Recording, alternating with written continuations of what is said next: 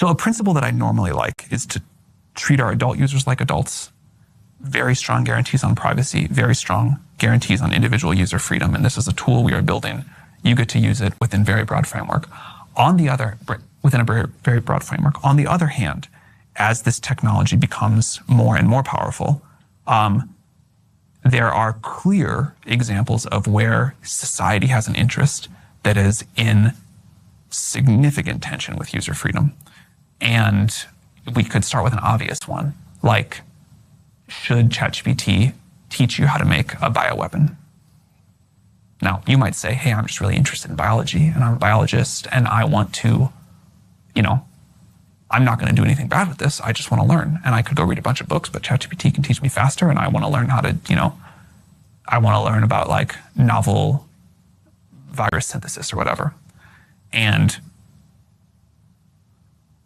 maybe you do. Maybe you really don't want to like cause any harm. But I don't think it's in society's interest for ChatGPT to help people build bioweapons. And so that's a case. Sure. That's an easy one, though. There are a lot of tougher ones. I did say start with an easy one.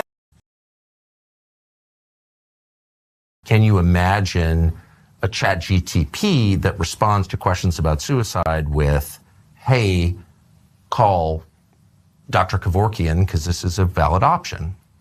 Can you imagine a scenario in which you support suicide if it's legal? I can imagine a world, like one principle we have is that we respect different societies' laws.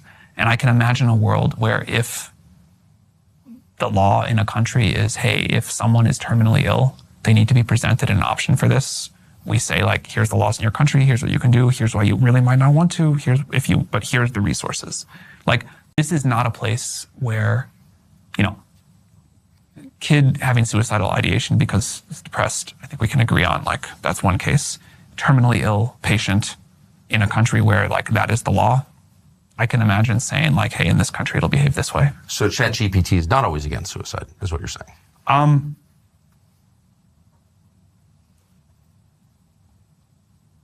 I think in cases.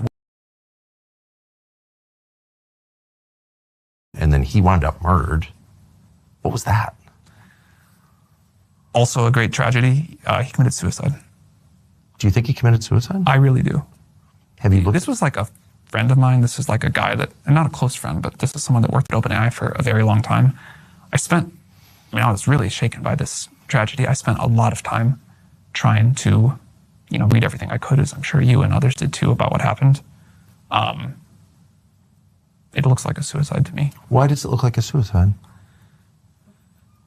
It was a gun he had purchased. It was this is like gruesome to talk about, but I read the whole medical record. Does it not look like one to you? No, he was definitely murdered, I think. There were signs of a struggle, of course. The surveillance camera, the wires had been cut. He had just ordered takeout food, come back from a vacation with his friends on Catalina Island. No indication at all that he was suicidal. No note and no behavior. He had just spoken to a family member on the phone. And then he's found dead with blood in multiple rooms. So that's impossible. I haven't had a good night of sleep since ChatGPT launched. What do you worry about? All the things we're talking about. Can you be a lot more specific? Can you let us in to your thoughts?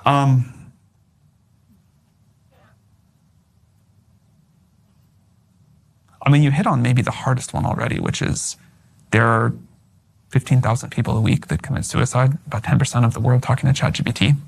That's like 1,500 people a week that are assuming this is right, that are talking to ChatGPT and still committing suicide at the end of it. They probably talked about it. We probably didn't save their lives. Maybe we could have said something better. Maybe we could have been more proactive. Maybe we could have provided a little bit better advice about, hey, you need to get this help, or you need to think about this problem differently, or it really is worth continuing to go on, or we'll help you find somebody that you can talk to. Well, you already said it's okay for the machine to steer people toward suicide if they're terminally ill, so you wouldn't feel bad about that. Do you not think there's a difference between a depressed teenager and a terminally ill, like miserable 85-year-old with cancer? Massive difference. But of course, the countries that have legalized suicide are now killing people for destitution, inadequate housing, depression, solvable problems, and they're being killed by the thousands. I haven't. Lawsuit around it, but But how do you think that happened? First of all, obviously that and any other case like that is a huge tragedy. And I think that we are... So ChatGPT's official position is suicide is bad. Well, yes, of course, ChatGPT's official position is suicide is bad. I don't know, it's legal in Canada and Switzerland, and so you're against that? In this particular case, and this, we talked earlier about the tension between user freedom and privacy and protecting vulnerable users. Right now, what happens in a case like that is if you are having suicidal ideation, talking about suicide, ChatGPT will put up a bunch of times, please call the suicide hotline, but we will not call the authorities for you. And we've been working a lot as people have started to rely on these systems for more and more mental health, life coaching, whatever, about the changes that we want to make there. This is an area where experts do have different opinions, but, and this is not yet like a final position of OpenAI's. I think it'd be very reasonable for us to say in cases of young people talking about suicide seriously, where we cannot get in touch with the parents, we do call Loss. You talk to a doctor about your health or a lawyer about your legal problems. The government cannot get that information. Right. We have decided that society has an interest in that being privileged, and that we don't, and that, a subpoena can't get that, the government can't come asking your doctor for it, whatever. I think we should have the same concept for AI. I think when you talk to an AI about your medical history or your legal problems or asking for legal advice or any of these other things, I think the government owes a level of protection to its citizens there that is the same as you'd get if you're talking to the human version of this. And right now we don't have that.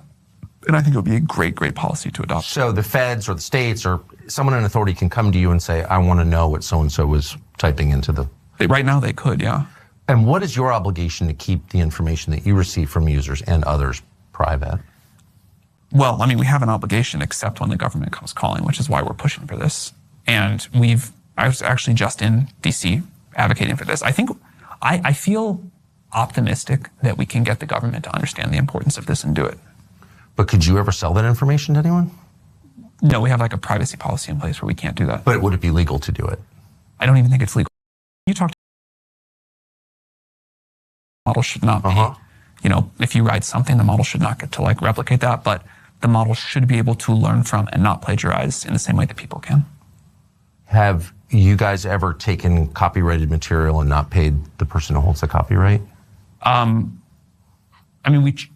We train on publicly available information, but we don't people are annoyed at us all the time because we have a very conservative stance on what ChatGPT will say in an answer. Right. And so if something is even close, they're like, hey, this song can't still be in copyright, you got to show it.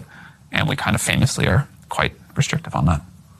So you had complaints from one programmer who said you guys were basically stealing people's stuff and not paying them, and then he wound up murdered.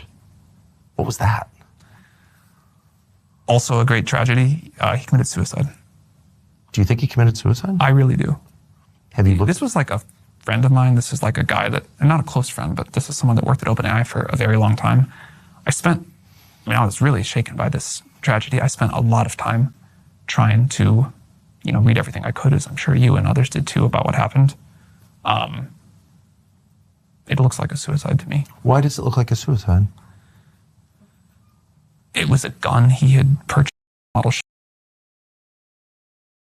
Unknown unknowns where, okay, there's a societal scale effect from a lot of people talking the same model at the same time. This is a silly example, but it's one that struck me recently. LLMs like ours and our language model and others have a kind of certain style to them. They talk in a certain rhythm and they have a little bit unusual diction and maybe they overuse em dashes and whatever. And I noticed recently that real people have picked that up. And it was an example for me of man, you have enough people talking the same language model and it actually does cause a change in societal scale behavior. Yes. And, did I think that ChatGPT was going to make people use way more em dashes in real life? Certainly not. It's not a big deal, but it's an example of where there can be these unknown unknowns of this is just this is a brave new world.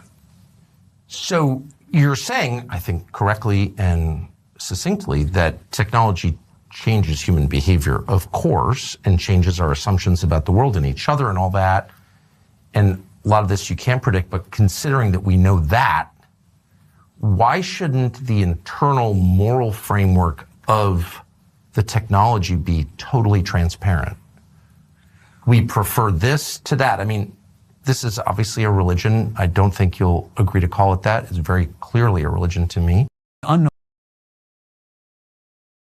But then at a certain point, when, images or sounds that mimic a person, it just becomes too easy to empty your checking account with that. So what do you do about that? A few thoughts there. One, I think we are rapidly heading to a world where people understand that if you get a phone call from someone that sounds like your kid or your parent, or if you see an image that looks real, you have to really have some way to verify that you're not being scammed.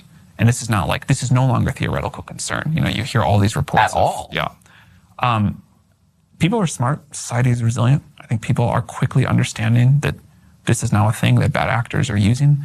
And people are understanding that you got to verify in different ways. I suspect that in addition to things like family members having code words they use in crisis situations, we'll see things like when a president of a country has to issue an urgent message, they cryptographically sign it or otherwise somehow guarantee its authenticity. So you don't have generated videos of Trump saying, I've just done this.